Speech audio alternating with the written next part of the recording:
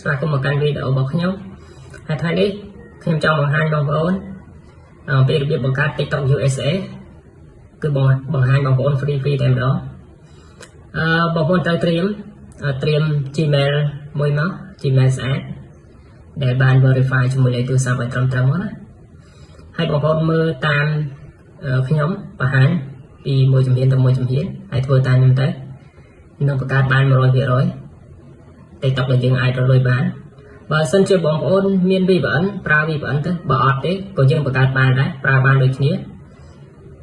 គ្រាន់តែថាវាមានលក្ខខណ្ឌខុសគ្នាយើងកំណត់ខុសគ្នាអញ្ចឹងណាចូលទៅកាន់កម្មវិធី TikTok ទាំងអស់គ្នាហើយបន្ទាប់មកទៀតបងប្អូនមើលកន្លែង profile យើងខាងលើហ្នឹងកន្លែងដែលយើងចុច switch ហ្នឹងបងប្អូនចុចចឹងមកហើយបងប្អូនយកកន្លែងពាក្យ add account នេះខាងក្រោមឃើញនេះមកហើយបន្ទាប់មកទៀតបងប្អូនធ្វើការដូរខាងក្រោមនេះបងប្អូនមើលមក account បងប្អូនប្រហែលជាជាប់ Cambodia របស់ខ្ញុំជាប់ United States ព្រោះខ្ញុំមិនដូរមុននឹងតិចអញ្ចឹងបងប្អូនដូរមកដាក់ក្រៅពីប្រទេស Cambodia មកណាហើយបន្ទាប់មកទៀតបងប្អូនចុចចូលកន្លែង continue with Google មកចូលកន្លែងហ្នឹងមកដើម្បីយើងចូលទៅកាន់ Gmail របស់យើងអញ្ចឹងបងប្អូនត្រូវរើស Gmail មួយមក Gmail ដែលអត់ទាន់បានបង្កើតធ្លាប់បង្កើត TikTok ពីមុនហើយខ្ញុំយក Gmail ខ្ញុំមួយបន្ទាប់មកទៀតបងប្អូនចុច continue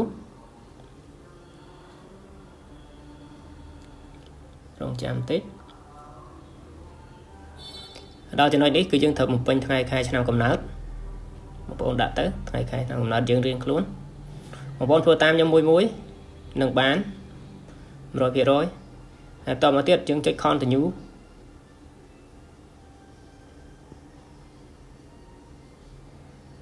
ដល់កន្លែងនេះ create nickname បងប្អូនអាចកែឈ្មោះក៏បានដាក់ឈ្មោះអញ្ចឹងក៏បានឈ្មោះ Gmail ជាប់ Gmail របស់យើងមកខ្ញុំសុំកែខ្ញុំរកនឹកឈ្មោះសិនកាន់ TikTok ច្រើនដែរឈ្មោះអាចខ្លាចជាន់គ្នា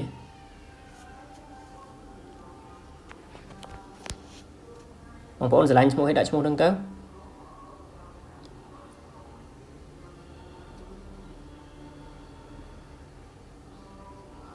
សូមដាក់ចេះចាស់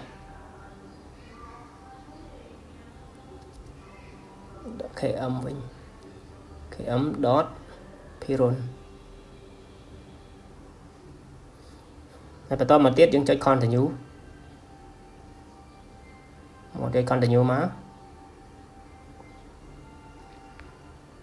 អញ្ចឹងយើងបាន account TikTok មួយហើយគឺលឿនងាយទេអញ្ចឹងយើងដើម្បីយើងដឹងថា account TikTok របស់យើងរកលុយបានឬក៏អត់យើងចូលទៅមើលទាំងអស់គ្នាឆែកទាំងអស់គ្នាបងប្អូនចូល TikTok Studio ខាងលើគេហ្នឹងបន្តមកទៀតបងប្អូនចូលកន្លែងពាក្យ monetize ខាងក្រោមនេះអញ្ចឹងគឺTikTok ដែលអាចរកលុយបានគឺវាមាន option អធិស្ឋានយើងចូលទៅម្ដងទៀត TikTok Studio ចូលទៅកន្លែង monetize អញ្ចឹង TikTok រកលុយបានគឺនេះកន្លែង creator reward នេះយើងចូលទៅមើលទាំងអស់គ្នា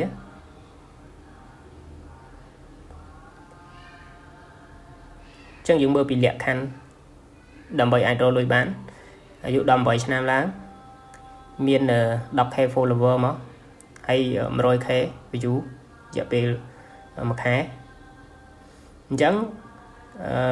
TikTok នេះយើងអាចមើលចង់បងប្អូនណាហើយបង្កើតបាន IP ខ្មែរក៏បានដែរអរគុណច្រើន